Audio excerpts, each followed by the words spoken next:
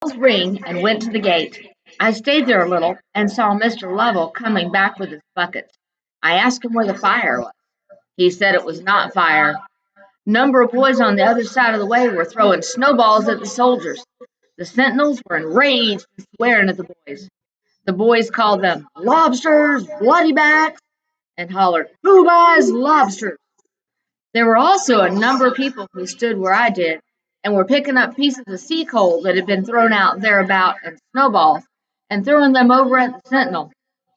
I went to cross over to where the soldiers were. As soon as I got a glimpse of them, I heard somebody huzzah and say, "Here is old Murray with a riot act," and they began to pelt snowballs.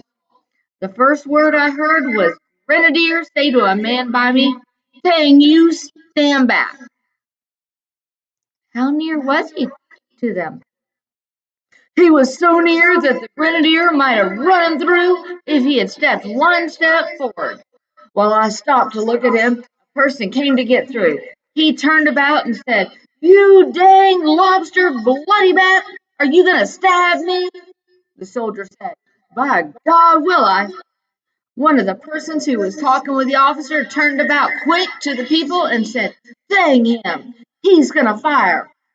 Upon that, they cried out, "Fire and be danged! Who cares? Dang you, you dare not fire!" and began to throw snowballs and other things, which then flew pretty thick. Did they hit any of them? Yes, I saw two or three of them hit. One struck a soldier on the hat, and the people who were right before them had sticks. And as the soldiers were pushing their guns back and forth, they struck their guns, and one hit a grenadier on the fingers. The people cried, "Dang them, they dare not fire. We're not afraid of them."